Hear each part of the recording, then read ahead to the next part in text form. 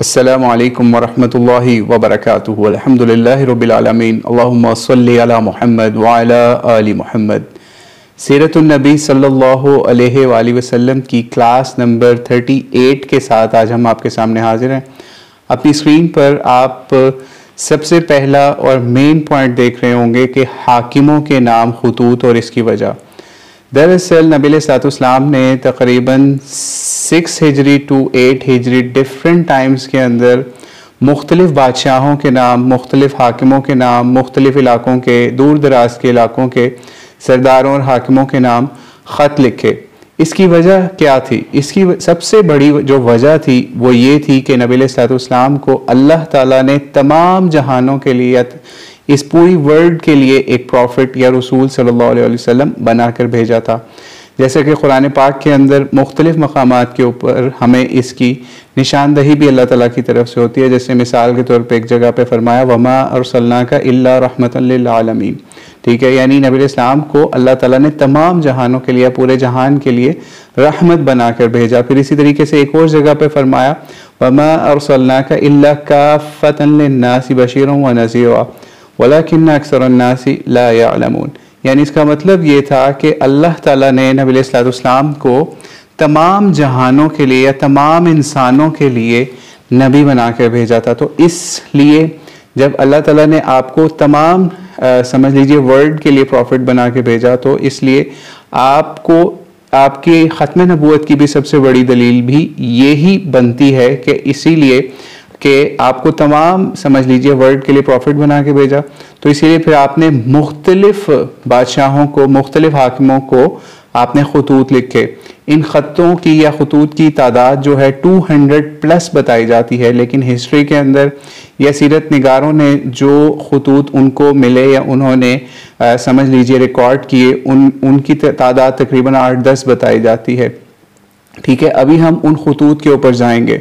अब एक और चीज़ यहाँ पे समझ लीजिए जो करंट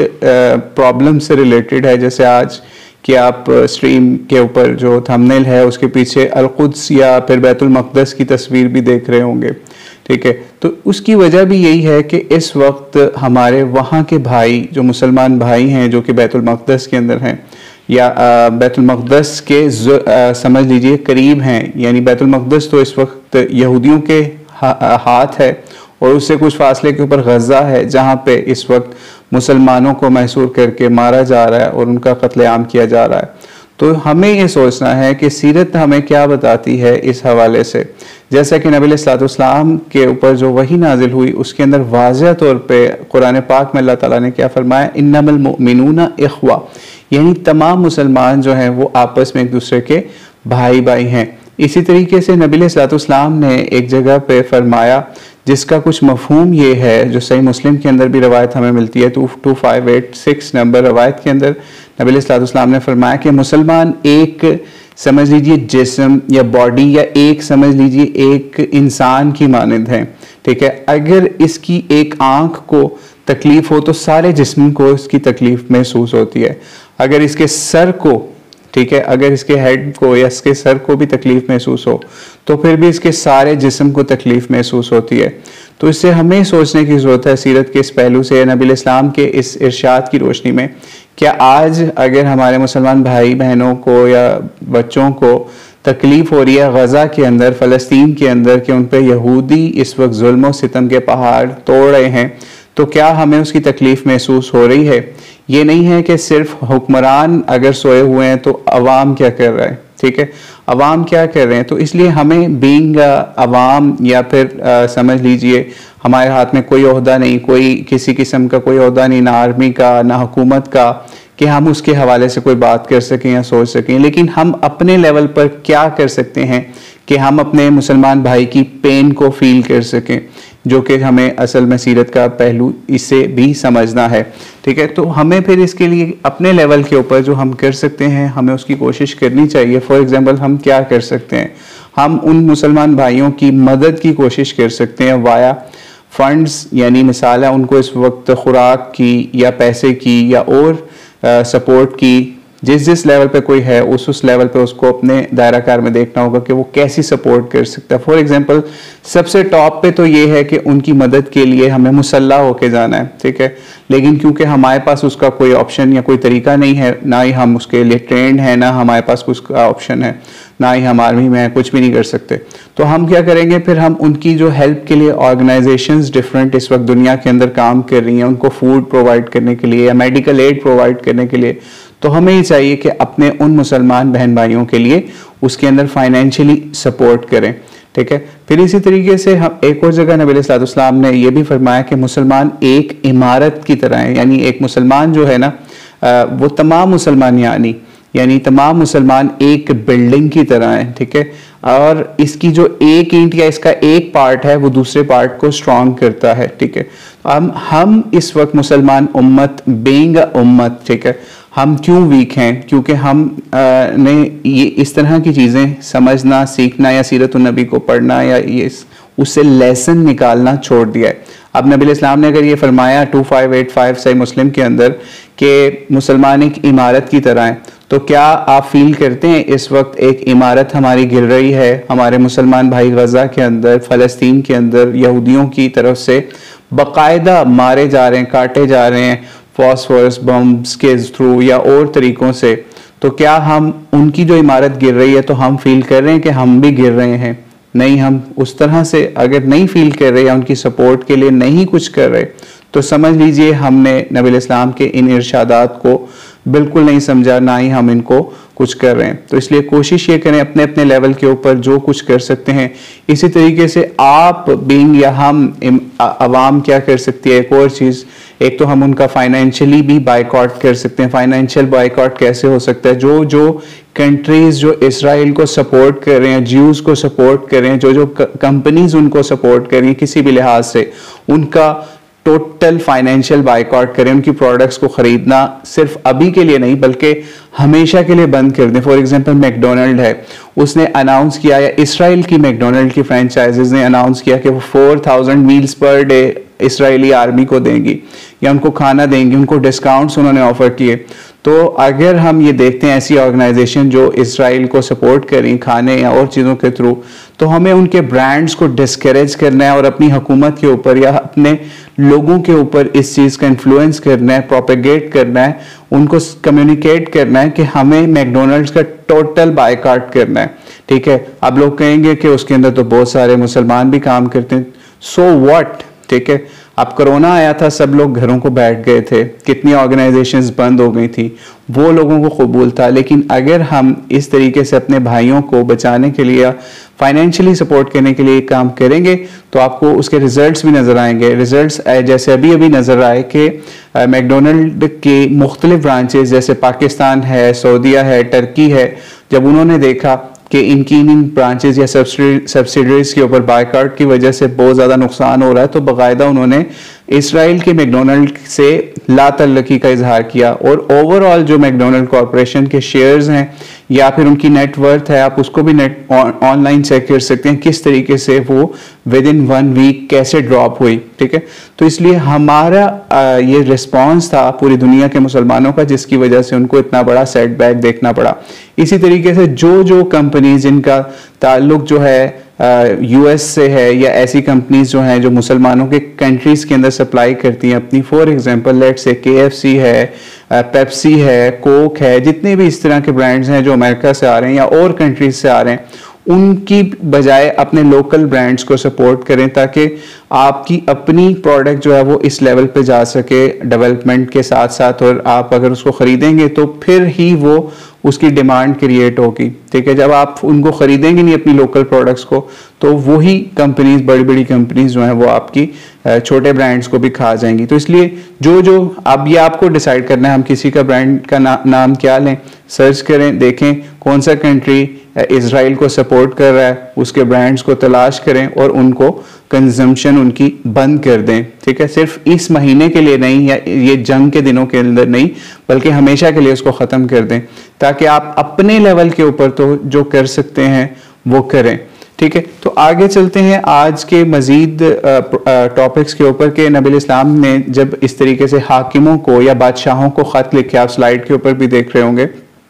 तो उसके अंदर हम उसकी वजह तो आपको पहले बता चुके कि चूँकि आपकी प्रॉफिटहुड फाइनल प्रॉफिटहुड थी, ख़त्म नबूवत थी, आपके बाद किसी नबी ने नहीं आना था, तो इस वजह से आप और पूरी इंसानियत या पूरे दुनिया के लिए आप प्रॉफिट बना के भेजेंगे, तो इसलिए आपके मैसेज को पूरे दुनिया के मुख्तलिफ इलाकों के अंदर 200 के करीब खतूत के ज़रिए से पहुँचाया गया मुख्तलिफ बादशाहों तक, मुख्तलिफ हुक्मरानों तक, जिसमें से जो मशहूर हुक्मरान हैं उनका हम उनमें सबसे पहला नाम कैसर रूम का आता है। ठीक है, कैसर रूम जो है ये भी इसको जिस वक्त ख़त भेजा गया तो ये समझ लीजिए जिस जगह पे आज बैतुल मक़दस है उसके करीब कुछ दूर जाके गज़ा के करीब का इलाका कहीं बताया जाता है, ये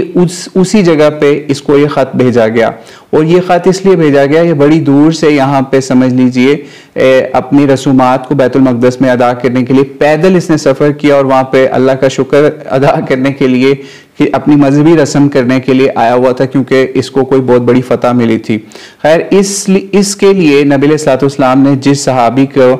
भेजा उनका नाम दहिया कल्बी रज़ियल्लाहु अन्हु है। ठीक है, इनको नबी अलैहिस्सलाम ने अपना सफ़ीर बना के भेजा और इनके हाथ में अपना ख़त भेजा। जब ये वहाँ पहुँचे बैतुल मक़दस और वहाँ पे इन्होंने ख़त पकड़ा कैसर रूम को, और ख़त जो है वो हम आज आपके सामने पहले पढ़ते हैं कि नबी अलैहिस्सलाम ने इनको ख़त कैसे लिखा। नबी अलैहिस्सलाम जब ख़त लिखा करते थे तो उसका शुरू बिस्मिल्लाहिर्रहमानिर्रहीम से किया करते थे। तो नबी अलैहिस्सलाम ने ख़त लिखा, पहले लिखा बिस्मिल्लाहिर्रहमानिर्रहीम। ये ख़त है मोहम्मद सल्लल्लाहु अलैहि वसल्लम अल्लाह के बंदे और इसके रसूल की तरफ से हरकल की जानिब, जो रूम का बड़ा शख्स है, यानी नबी अलैहिस्सलाम उसको समझ लीजिए वहाँ पे अच्छे तरीके से मुखातिब करें, कोई बुरे इल्क़ाब से मुखातिब भी नहीं कर रहे। और आगे कहते हैं सलाम हो इस पर जो हिदायत की इत्तबा करे, यानी इससे भी ये पता चला कि जब हम किसी गैर मुस्लिम को सलाम करें हमें इस तरीके से भी करना चाहिए, सलामुन अला मन इत्तबअल हुदा, यानी उस पर सलामती हो जो कि समझ लीजिए अल्लाह ताला की हिदायत के ऊपर अमल करने वाला हो या उस पर चलने वाला हो। ये भी एक तरीका इससे पता चला। फिर आगे कहते हैं कि नबी अलैहिस्सलाम ने फरमाया अम्मा बाद, इसके बाद मैं तुझको दावत देता हूँ इस कलमे की तरफ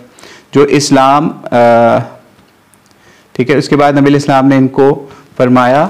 ख़त के अंदर लिखा अम्मा बाद मैं तुझको दावत देता हूँ इस कलमा इस्लाम की तरफ लाने वाला, यानी कलमा तैयबा की तरफ। इस्लाम ले आ, इसको नबी अलैहिस्सलाम ने कैसर रूम को कहा कि इस्लाम ले आ,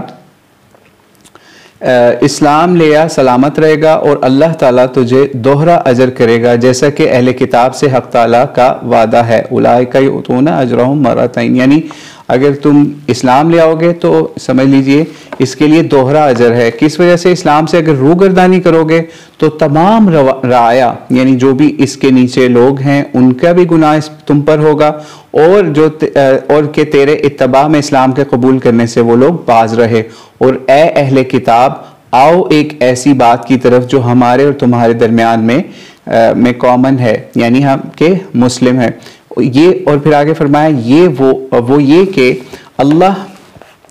ठीक है। नबी इस्लाम ने आगे क्या लिखा? ए अहले किताब आओ एक ऐसी बात की तरफ जो हमारे और तुम्हारे दरमियान में मुश्तरक है, वो ये है कि सवाए अल्लाह के किसी चीज़ की हम इबादत ना करें और ना अल्लाह के साथ किसी चीज़ को शरीक गर्दानें, और अल्लाह के सिवा आपस में एक दूसरे को अपना रब और माबूद ना बनाएं। बस अगर वो इस्लाम कबूल करें तो आप कह दीजिए कि तुम गवाह रहो कि हम मुसलमान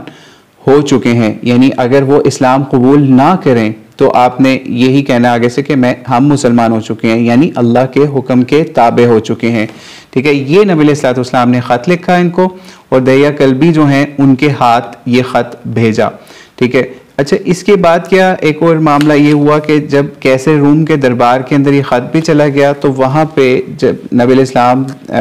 के जो सफ़ीर थे ना, इन्होंने भी वहाँ पे एक तकरीर फरमाई हज़रत दहिया कल्बी ने। वो तकरीर भी बड़ी इंपॉर्टेंट है। तो उन्होंने क्या फरमाया हज़रत दहिया कल्बी रज़ियल्लाहु अन्हु ने कि या कैसर रूम, जिसने मुझे आपकी तरफ सफ़ीर बना के भेजा है वो सब ही से आला और अरफा है, लिहाजा जो कुछ अर्ज़ करूँ इसको तवाज़ुन के साथ यानी अच्छे तरीके से इखलास के साथ सुनिएगा और उसका जवाब दीजिएगा। ठीक है, ये कहा तो कैसर रूम ने फिर इजाज़त दे दी कि आप बोलिए। और फिर हज़रत दहिया कल्बी ने कहा कि आपको मालूम है हज़रत ईसा अलैहिस्सलाम नमाज पढ़ा करते थे? कैसर ने कहा हाँ बेशक वो नमाज पढ़ा करते थे। तो आगे से दहिया कल्बी ने कहा, मैं आपको इस ज़ात पाक की तरफ बुलाता हूँ जिसके लिए हज़रत मसीह ने नमाजें यानी पढ़ी और जिनके सामने उन्होंने अपना माथा टेका या सजदा किया, जिसने हज़रत मसीह को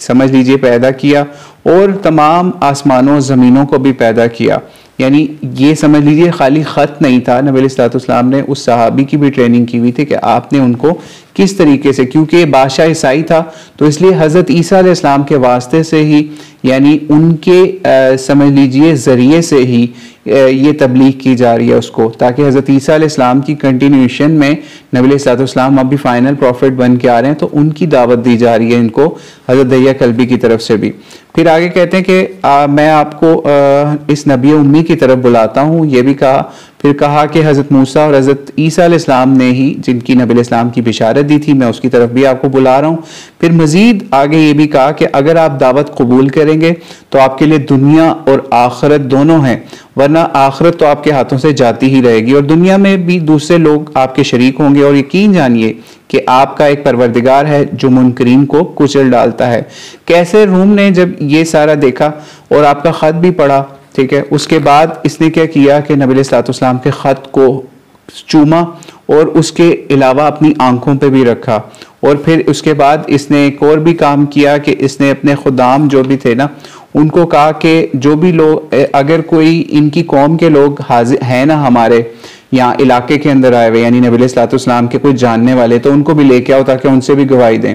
तो पता ही चला कि हज़रत अबू सुफियान जो उस वक्त तक इस्लाम कबूल नहीं कर चुके थे, तो वो भी तिजारत के लिए इस इलाके के अंदर आए हुए थे। तो इनको और जो भी इनके साथी थे या मक्के वाले वहाँ मिल गए, तो इनके जो बादशाह के खादिम वगैरह हैं वो उनको इकट्ठा करके ले आए। तो फिर उसके बाद उन्होंने जब सारे पूरे काफिले को या अबू सुफियान और उसके गिरोह के लोगों को दरबार में पेश किया बादशाह के सामने, तो फिर दरबार में उसने कैसर ने या कैसर रूम जो बादशाह था उसने कहा कि तुम में से सबसे ज़्यादा करीब कौन है इस बंदे का जिसने नबूवत का दावा किया है, उसका रिश्तेदार कौन है करीबी। तो हज़रत अबू सुफियान जो है जो इस्लाम कबूल नहीं किया हुआ था अभी तक, तो उन्होंने कहा मैं हूँ। तो और फिर उन्होंने कहा ठीक है तुम आगे आ जाओ, जो बाकी के लोग हैं ना तुम्हारे काफिले के, तुम्हारे एरिया के लोग, वो तुम्हारे से पीछे हट के बैठ जाएं। उनको बैठने का कह दिया और कहा कि अगर ये कोई बंदा झूठ बोले ना, यानी अबू सुफियान अगर झूठ बोले तो तुम लोगों ने पीछे से बोल के बताना है कि ये झूठ बोल रहा है, ताकि समझ लीजिए ये जो बादशाह था ये भी बहुत समझदार था, ताकि ये देखना चाहता था कि एक ही बंदे की गवाही के ऊपर यकीन ना करे, बल्कि उसके अबू सुफियान के अलावा भी लोग पीछे से अगर सच में कोई मिलावट हो या झूठ की कोई मिलावट हो इसकी बात में, तो उसको भी चेक कर सके। तो अबू सुफियान से इसने फिर कुछ क्वेश्चन पूछे, तकरीबन 8 क्वेश्चन थे जो बहुत इंपॉर्टेंट थे, ठीक है, इस बादशाह ने वो इससे पूछे, ठीक है। यानी ये सोचिए कि ये भी बादशाह बड़ा हिकमत वाला था और बड़ा चालाक भी था, जो इसने इस तरीके से पूरी तरतीब बनाई कि मैं पूरी छानबीन करूं। इसने पूछा हज़रत अबू सुफियान से कि तुम में से ये जो नबी जिन्होंने दावा किया है नबूवत का, तो इनका नसब कैसा है। तो अबू सुफियान ने कहा वो आली नसब यानी अच्छे नसब से ताल्लुक़ है और हमारे एरिया में इनका बड़ा अच्छा नसब है। फिर कैसर ने कहा, सवाल पूछा अबू सुफियान से कि क्या इनकी फैमिली में से या इनके जो आबाओ अजदाद हैं उसमें से कोई बादशाह भी हुआ है। तो अबू सुफियान ने कहा नहीं, कोई बादशाह वगैरह नहीं हुआ इनकी फैमिली वगैरह में से। फिर अबू सुफियान से एक और तीसरा सवाल पूछा कि क्या इनके जो मानने वाले हैं, जो इन पे ईमान लेके आ रहे हैं, वो कैसे लोग हैं, यानी गरीब किस्म के हैं, अमीर हैं, दौलतमंद हैं, गरीब हैं, कमज़ोर कैसे हैं। तो अबू सुफियान ने जवाब दिया कि अक्सर लोग जो हैं वो गरीब और यानी समझ लीजिए ज़ोफ़ा हैं, ठीक है। फिर इसके बाद चौथा क्वेश्चन, फोर्थ क्वेश्चन ये पूछा कि इनके जो मानने वाले हैं क्या रोज़ बरोज़ वो बढ़ रहे हैं या कम हो रहे हैं। तो अबू सुफियान ने कहा नहीं, रोज़ाना उनकी तादाद में इजाफा हो रहा है। फिर कैसर ने 5वां सवाल पूछा कि क्या इनके दीन में लोग जो दाखिल हो रहे हैं क्या वो फिर मुर्तद भी हो रहे हैं या दीन छोड़ छोड़ के भी भाग रहे हैं, तो ऐसा भी मामला हो रहा है। तो अबू सुफियान ने जवाब दिया नहीं, ऐसा नहीं हो रहा। फिर उसके बाद पूछा कि क्या वो अहद की खिलाफ वर्जी करते हैं, यानी नबी अलैहिस्सलाम के ऊपर सवाल पूछा अबू सुफियान ने। उन्होंने कहा नहीं, अभी तक तो कोई अहद शिकनी हमारे साथ इस तरह की नहीं हुई। लेकिन यहाँ पे अबू सुफियान ने थोड़ी सी बात घुमाई, कहा कि अभी क्योंकि सुलह हुदैबिया के बाद का ये मामला है, खत लिखा गया था, तो अबू सुफियान ने कहा अभी हमारा इनके साथ एक मुआहिदा चल रहा है, तो अभी देखते हैं क्या बनता है कि इसमें खिलाफ वर्जी होती है नहीं होती, ठीक है। तो अबू सुफियान भी इसके ऊपर ये कहता है कि सीरत निगारों ने और किताबों में लिखा है कि सिर्फ ये जो एक बात थी ना जिसमें मुझे किसी और बात करने का मौका नहीं मिला, यानी मैं कोई बात घुमा नहीं सका, तो सिर्फ मैंने ये बात जो है वो तरीके से इस तरह से गोल कर दी, तो उससे ही पता चला कि अबू सुफियान बादशाह के दिल में भी उस वक्त तक कुछ डालना चाह रहा था, यानी प्लांट करना चाह रहा था कि ये वाला मामला है अहद पूरा करने वाला हमारे साथ करंटली, उसके अंदर जब ये हुदैबिया वाला मामला होगा तो फिर ही हम बता सकते हैं इसके बारे में। फिर 7th क्वेश्चन अबू सुफियान से बादशाह ने पूछा कि कभी इनसे तुम्हारी लड़ाई झगड़ा या फिर जंग वगैरह हुई है? तो उसने कहा हाँ। फिर उसने पूछा कि ये 7th क्वेश्चन के अंडर चल रहा है कि तो वो लड़ाई कैसी रही, यानी कौन जीता कौन हारा? तो अबू सुफियान ने जवाब दिया कि कभी ये गालिब हो जाते हैं कभी हम गालिब हो जाते हैं। जैसे आपने देखा ना बदर के अंदर मुसलमान गालिब हुए और मक्के वालों का बहुत नुकसान हुआ, दूसरी तरफ ओहद के अंदर जो है वो मक्के वाले या कुफारे मक्का जो है अबू सुफियान का लश्कर, इन्होंने मुसलमानों का ज्यादा नुकसान किया। तो उसी एंगल से अबू सुफियान ने जवाब दिया कि कभी ये गालिब हो जाते हैं कभी हम गालिब होते रहे। फिर आगे अबू सुफियान से उसने पूछा बादशाह ने कैसर ने कि वो तुम्हें किस चीज का हुक्म देते हैं? तो उन्होंने कहा, अबू सुफियान ने जवाब दिया कि वो कहते हैं कि एक अल्लाह की इबादत करो, किसी का उसको शरीक ना ठहराओ, और जो भी तुम्हारे बाव अजदाद करते रहे हैं बुरे काम उनको छोड़ दो, नमाज अदा करो, ज़कात दो, सच्चाई इख्तियार करो, पाक दामनी और सिला रहमी का हुक्म देते हैं। कितनी खूबसूरत बातें, यानी नबी अलैहिस्सलाम की समझ लीजिए दावत का एक बहुत बड़ा मजहर यहाँ पे सामने आया, यानी वही नमाज, रोज़ा, हज, ज़कात, ठीक है, और सच्चाई और सिला रहमी कहते हैं अपने रिश्तेदारों से अच्छा सलूक, ठीक है। तो ये जब उसने सारी बातें कर दी तो फिर उसके बाद बादशाह जो है उसने इनको मुखातिब होकर कहा, यानी तर्जुमान था जो तर्जुमा कर रहा था अरबी में, और जबकि इनकी ज़ुबान डिफरेंट थी जो कैसर रोम था,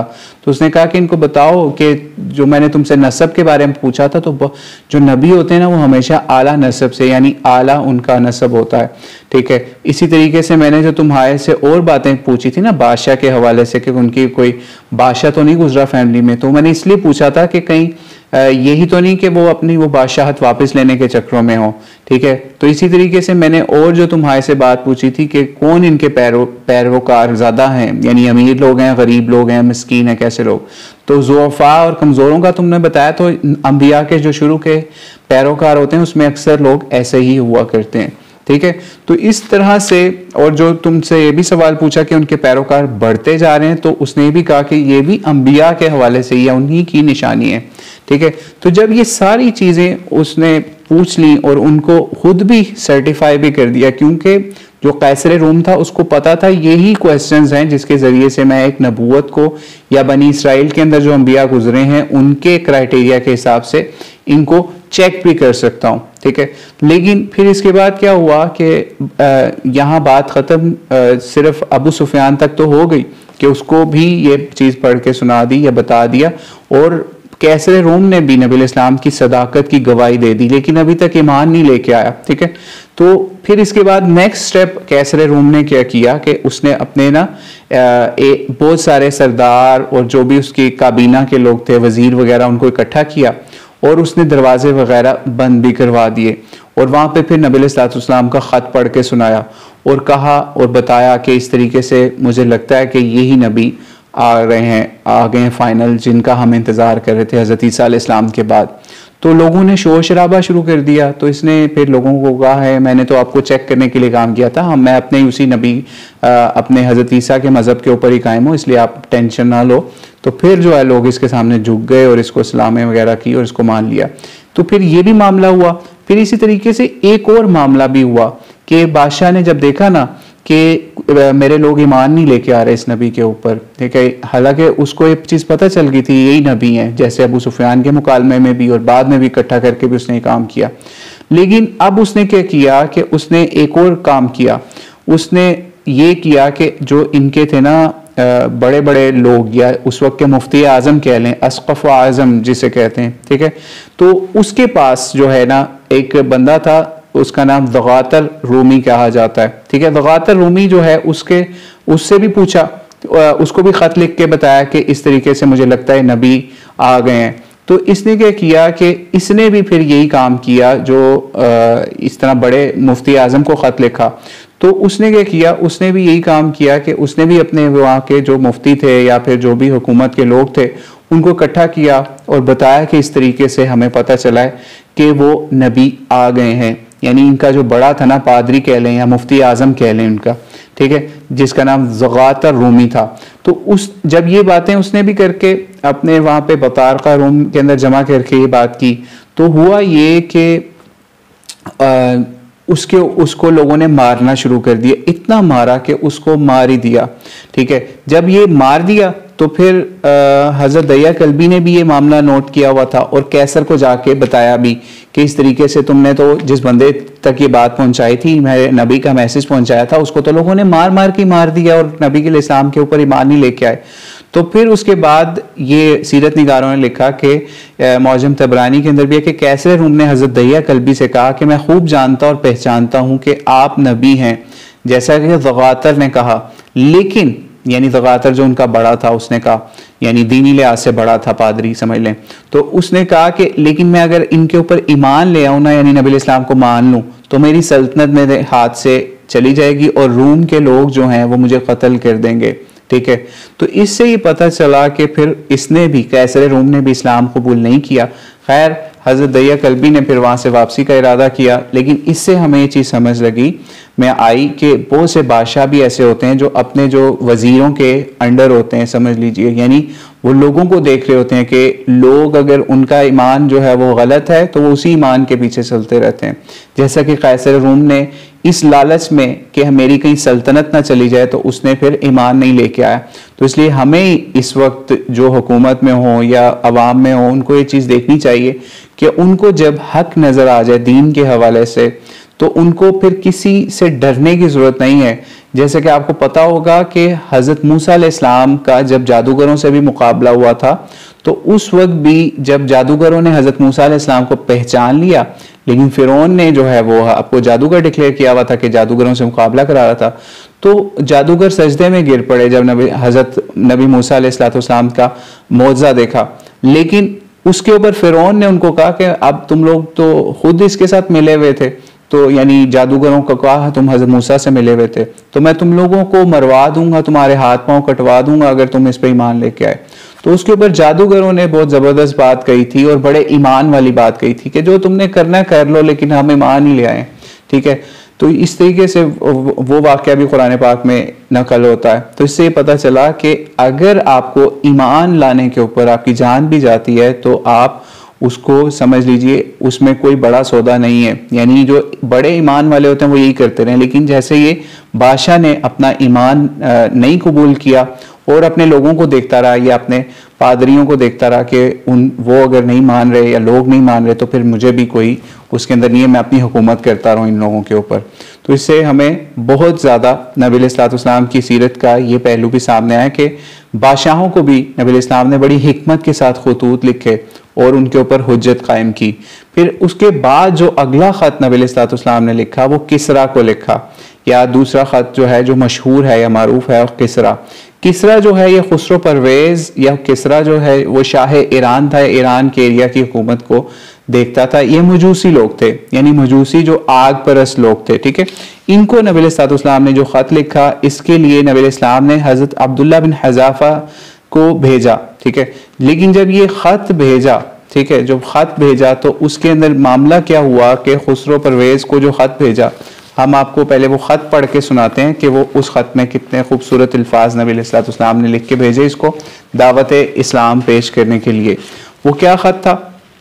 वो आप सुनिए ज़रा। वो फरमाया, वो भी उसी तरीके से लिखा, बिस्मिल्लाहिर्रहमानिर्रहीम मिन जानिब मोहम्मद रसूलुल्लाह सल्लल्लाहु अलैहि वसल्लम बजानिब किसरा शाह फ़ारस। और फिर वही बात लिखी, सलाम है इस शख्स पर जो हिदायत की इत्तबा करे और अल्लाह और इसके रसूल पर ईमान लाए और गवाही दे कि अल्लाह के सिवा कोई माबूद नहीं, वो अकेला है, कोई इसका शरीक नहीं और मोहम्मद सल्लल्लाहु अलैहि वसल्लम अल्लाह के बंदे और इसके रसूल हैं, ठीक है। यानी नबी इस्लाम कितनी आजिज़ी के साथ उसको ये बात कह रहे हैं कि मैं अल्लाह का बंदा हूँ और रसूल भी हूँ। यानी अपने आप को अब्दुल्ला कह के नबी इस्लाम यानी अल्लाह का बंदा कह के और अल्लाह का रसूल कह के मुखातिब अपने आप को उसके सामने प्रेजेंट कर रहे हैं। और फिर उसके बाद फरमाया कि मैं तुझको यानी किसरा को कहा कि मैं तुझे अल्लाह के हुक्म के मुताबिक इस दीन की दावत देता हूँ कि मैं अल्लाह का रसूल हूँ, तमाम लोगों की तरफ भेजा गया हूँ ताकि उनको समझ लीजिए डराऊं इस शख्स को जिसका दिल जिंदा है, यानी इससे पता चला जिसका दिल जो है ना जिंदा है, मैं उसको समझ लीजिए उसके लिए इंतजार करने या उनको समझ लीजिए बिशारत देने या उनके लिए नज़ीर बना के भेजा गया हूँ। और मैं आगे फरमाया कि पूरी हो हुज्जत अल्लाह की काफिरों पर और इस्लाम ले आ, यानी उसे कहा इस्लाम ले आओ या इस्लाम कबूल कर लो तो तुम सलामत रहोगे, लेकिन अगर तुमने रूगर्दानी की तो तमाम मजूस का गुनाह भी तुझ पर होगा। यानी अगर तुम ईमान नहीं लेके आए तो तुम्हारा गुनाह है ही, लेकिन जो राया जो है जो तुम्हारे नीचे हैं वो भी ईमान नहीं लेके आएंगे तो उनका भी गुनाह तुम पे होगा। ठीक है, इससे भी ये चीज़ पता चली इस खत से भी कि जो जिस लेवल पे होता है जो उसके अंडर होते हैं उनका भी गुनाह अगर वो करते हैं तो उसके सर पे होता है। इसीलिए हुक्मरान जो है लोगों को बड़ा शौक होता है वजीर आजम, वजीर अल्लाह और इस तरह के तमाम ओहदे लेने का, लेकिन उनको ये चीज़ सोचनी चाहिए कि उनके अंडर जो जो जुर्म हो रहे हैं, जैसे पुलिस है, आर्मी है, एजेंसीज हैं, कुछ भी है, उनकी सुपरविजन के अंदर अगर कोई जुर्म होता है या फिर अगर कोई ईमान से फिर जाते हैं या ईमान की हिफाजत वो लोग नहीं कर सकते लोगों की, या लोगों को ईमान की तरफ प्रोपेगेट नहीं कर सकते, तो उनका भी गुनाह जो लोग ईमान से बाहर होंगे, ईमान कबूल नहीं करेंगे और इनकी गलती उसमें शामिल होगी। ठीक है, या कोई फहाशी या उरियानी कोई भी गलत काम करते हैं वो सब चीज़ें उनके ऊपर होंगी। जैसे फॉर एग्जांपल हमारे मुल्क के अंदर अगर सूद का काम चल रहा है या और शराब का या और भी इस तरह के बिजनेसेस चल रहे हैं तो उसका गुनाह उन हुक्मरानों के ऊपर भी होगा। ठीक है, तो इस न्यूज़ से भी यानी इस लेटर से भी जो नबी इस्लाम ने किसरा को लिखा उससे भी ये चीज़ पता चल गई। फिर इसके बाद नबी इस्लाम ने जब ये अब्दुल्ला बिन हज़ाफ़ा को भेजा ये ख़त दे के, ठीक है, जब ये अब्दुल्ला बिन हज़ाफ़ा ने उसको ख़त दिया, ठीक है, तो किसरा जो है वो बहुत गुस्से में आ गया। किसरा ने कहा कि ये कौन है बंदा इसकी हिम्मत कैसे हुई माज़अल्लाह। ठीक है, यानी किसरा ने बड़े गुस्से से नबी इस्लाम के खिलाफ समझ लीजिए बदजुबानी की और कहा कि ये इसकी हिम्मत कैसे हुई, और अपने एक गवर्नर को ख़त लिख दिया और दो बड़े पावर वाले बंदे भी ख़त के साथ भेजे और कहा एक बाजान जो है वो बंदा है, मतलब गवर्नर था ये, ठीक है, इसको बाजान गवर्नर को लिख के भेजा कि जनाब ये यमन का गवर्नर था। ठीक है, ये यमन का गवर्नर था क्योंकि यमन जो है वो मदीने से करीब पड़ता था, किसरा के इलाके के से दूर था क्योंकि वो नबी इस्लाम के इलाके से करीब था, मदीने से करीब था, तो इसलिए बाजान के को ख़त दे के भेजा कि जाओ और नबी इस्लाम को गिरफ्तार करके मेरे सामने पेश करो, इनकी हिम्मत कैसे हुई, इन्होंने हमें ख़त लिख दिया। तो बाजान ने क्या काम किया, फिर बाजान ने क्या किया, फिर अपने बंदे भेजे, अपनी आर्मी के बंदे भेजे, जाओ गिरफ्तार करके लेके आओ। तो जब वो नबी इस्लाम के पास आए वो बंदे गिरफ्तार करने कि हमें किसरा ने ऑर्डर किया कि आपको गिरफ्तार करके पेश करें, जाहिर बात है एक बादशाह की समझ लीजिए बटालियन या उसका कुछ पार्ट या कुछ उसके स्पेशल बंदे आपके पास आ जाएं। फॉर एग्जांपल अमेरिका से अगर CIA के एजेंट्स आज पाकिस्तान के अंदर आ जाएं तो आप खुद सोचें और वो कहें कि हमने फलां बंदे को गिरफ्तार करना है, तो पाकिस्तान का हाल क्या होगा। ठीक है, पाकिस्तान तो भेज देगा ना उन बंदों को, जैसे कि पास्ट में होता रहा है, जैसे डॉक्टर आफिया सिद्दीकी के साथ हुआ या और लोगों के साथ हुआ। तो खैर वो जब बंदे आए नबी इस्लाम के पास, उनको पेश किया गया कि आपको गिरफ्तार करने के लिए आए हैं, तो नबी इस्लाम जो है उन्होंने इनको देखा और मुस्कुरा दिए और नबी इस्लाम ने इनको इस्लाम की दावत दी और फरमाया उन बंदों को जो गिरफ्तार करने आए थे कि आप लोग कल आना फिर बात करेंगे। ठीक है, और सहाबा की वहाँ पे एक जमात हो और उनके सामने कोई नबी इस्लाम को टच भी कर जाए, ये कैसे हो सकता था। तो खैर नबी इस्लाम ने उनको मुस्कुराते हुए इस्लाम की दावत भी दी और उनको रुख्सत कर दिया कि कल आना, कल बात करेंगे। अब जब कल अगले दिन आए ना वही बंदे, तो नबी इस्लाम ने उनको फिर फरमाया कि तुम्हें पता है कल रात को तुम्हारा जो बादशाह है जिसने हमें गिरफ्तार करने के लिए भेजा है तुम लोगों को, वो खुद मारा जा चुका होगा, और मारा भी किसने, उसको अल्लाह ताला ने उसके बेटे को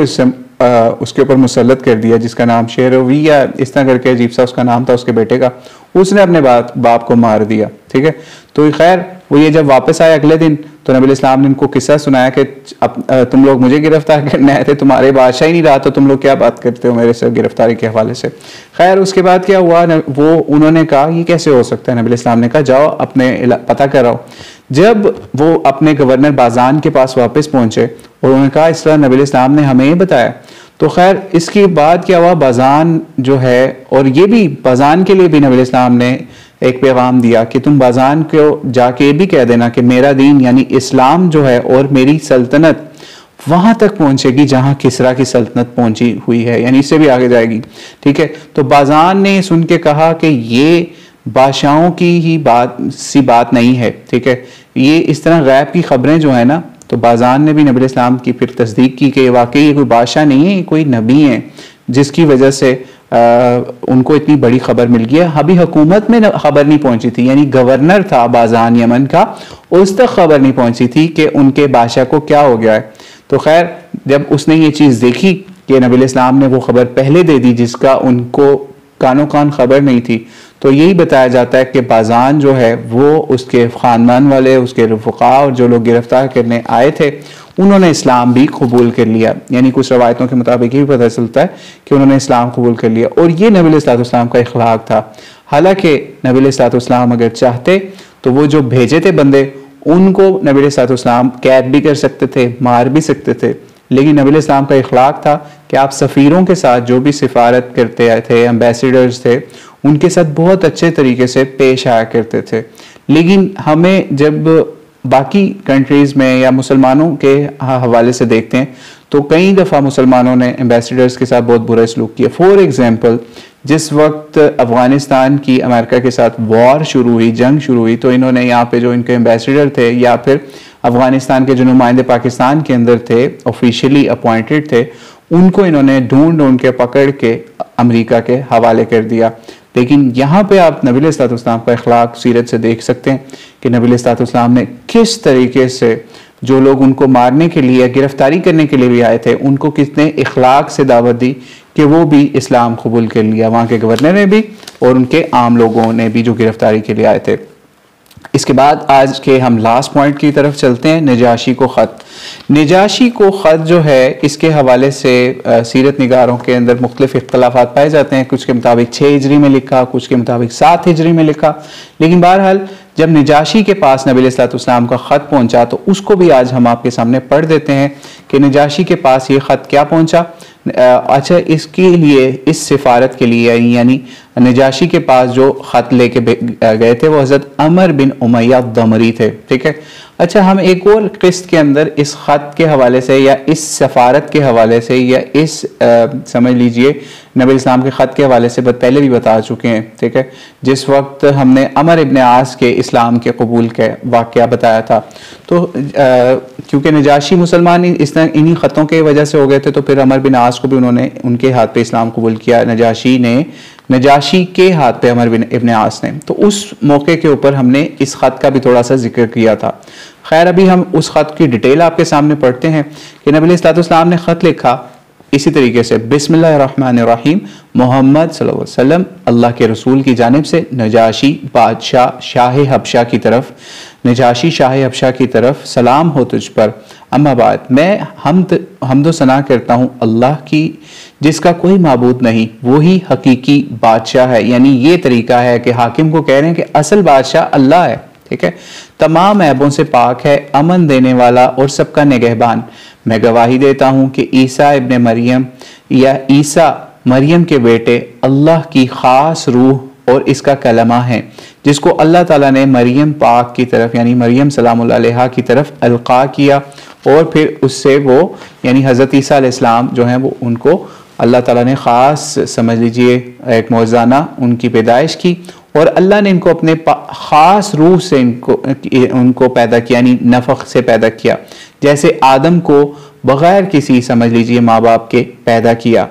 और फिर कहा नबी इस्लाम ने, मैं तुझे अल्लाह की तरफ बुलाता हूँ। यानी नजाशी जो कि ईसाई था, बादशाह था और बड़ा प्रैक्टिसिंग ईसाई था, इसलिए नबी इस्लाम यहाँ पे भी वही काम कर रहे हैं, यानी हज़रत ईसा अलैहिस्सलाम की निस्बत से उनको दावत दे रहे हैं। फिर कहा कि मैं तुझको अल्लाह की तरफ बुलाता हूँ जो एक है, इसका कोई शरीक नहीं, इसकी अताअत और फरमाबरदारी की मोहब्बत की तरफ, अपनी इत्तबा की तरफ, और इस बात की तरफ कि जो अल्लाह की तरफ से मेरे पास आया है यानी कुरान पाक, इस पर ईमान ले आओ।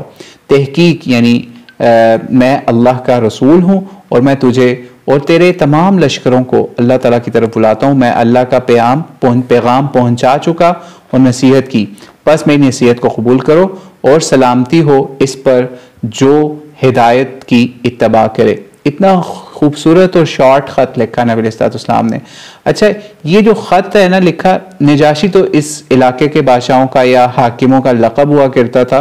इसका जो असली नाम है वो असहमा था। नजाशी का असली नाम असहमा था, ठीक है। फिर उसके बाद नजाशी ने इनको हज़रत जो थे ना अमर इब्न उमैया अद्दमरी, इनके साथ बहुत अच्छा सलूक किया और इन्हें कहा कि इनको अच्छे तरीके से रहने का भी कहा। और उसके बाद इन्होंने अल्लाह ताला के नबी अलैहिस्सलाम की तरफ से जो भी पैगाम आया था उसके ऊपर लब्बैक कहते हुए इन्होंने इस्लाम भी कबूल किया। और नजाशी ने फिर एक ख़त का जवाब भी लिखा। वो ख़त का जवाब भी बड़ा खूबसूरत है। नजाशी ने कहा, मैं गवाही देता हूँ और कसम खाता हूँ कि आप वही नबी उम्मी हैं जिनका अहले किताब इंतज़ार करते थे। जिस तरह मूसा ने, यानी हज़रत मूसा अलैहिस्सलाम ने फिर बिशारत दी, फिर हज़रत ईसा अलैहिस्सलाम ने बिशारत दी, और उसी समझ लीजिए उसी का तसलसल है जो कि आपकी नबूवत है। यानी इस तरीके से हज़रत नजाशी ने नबी अलैहिस्सलाम की नबूवत का इकरार भी किया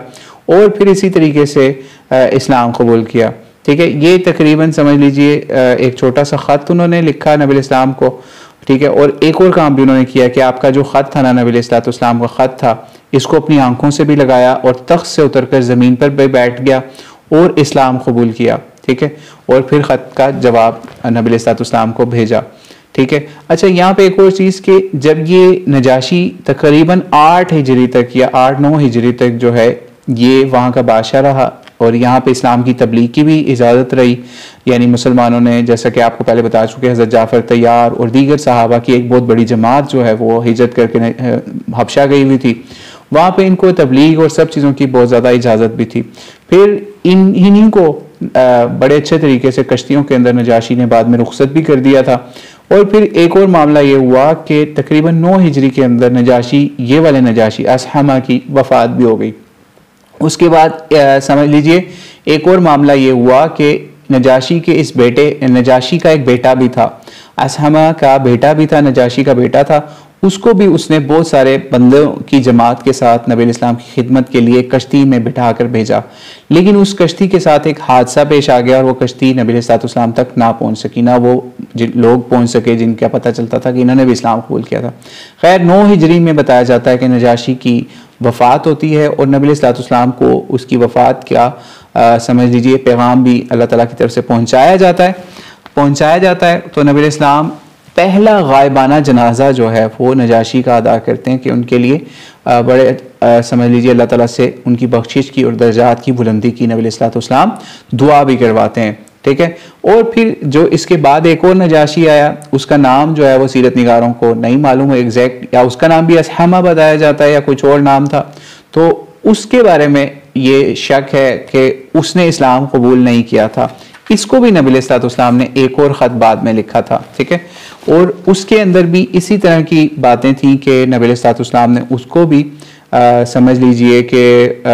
जैसा ख़त पहले नजाशी को लिखा था उसी तरह जो दूसरा, पहले नजाशी के बाद जो दूसरा बादशाह हबशा का बना या हाकिम बना उस इलाके का, उसको भी नबी अलैहिस्सलाम ने इसी तरीके से एक ख़त लिख के भेजा था ताकि वो इस्लाम कबूल करे। लेकिन उस नजाशी के बारे में कंफर्म नहीं हो सका बाद में भी या सीरत निगारों की तरफ से कि उसने इस्लाम कबूल किया था या नहीं किया था। बहरहाल हमें ये चीज़ें पढ़ के समझ आती है या आपको बता के समझ आती है कि नबी अलैहिस्सलाम ने किस तरीके से बादशाहों को भी खतूत लिखे। और अभी हम तकरीबन आज हम 3 बादशाहों को कवर कर चुके, कैसर रूम को, किसरा को जो कि फ़ारस वाली साइड ईरान का बादशाह था,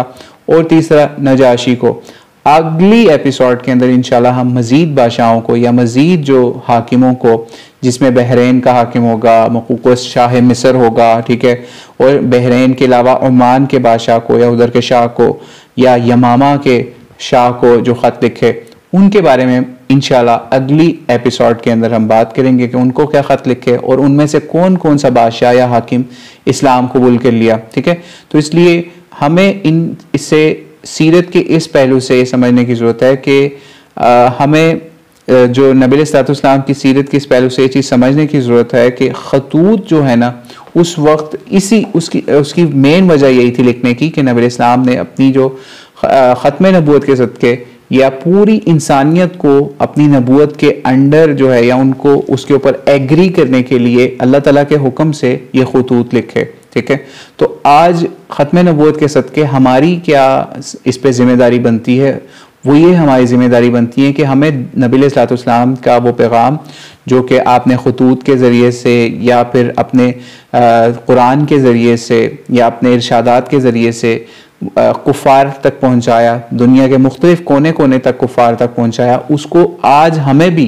क्योंकि अब किसी नबी ने नहीं आना, तो उम्मत मुस्लिमा की ये ज़िम्मेदारी है कि नबी अलैहिस्सलाम के बाद उनके इस पैगाम को जारी व सारी रखें, ताकि क़यामत को कोई काफिर जो है, काफिर हमारा गिरेबान ना पकड़ ले कि अल्लाह के नबी, आपकी इस उम्मत ने आपकी उस ख़त्म नबूवत का हक़ अदा नहीं किया और हम तक उन्होंने ये आपका पैगाम नहीं पहुँचाया। ठीक है, तो इसलिए हमें इस पैगाम को, नबी अलैहिस्सलाम के पैगाम को हर एक घर में, हर एक काफिर तक, गैर मुस्लिम तक और मुसलमान हर रेस तक, हर कबीले तक पहुँचाना है, ताकि हम भी नबी अलैहिस्सलाम को समझ लीजिए उनके आगे सुरखरू हो सकें इस हवाले से कि हमने उनका पैगाम लिया और फिर हमने उसको पूरी दुनिया के अंदर उसी तरह फैलाया जिस तरह फैलाने की नबी अलैहिस्सलाम ने कोशिश की।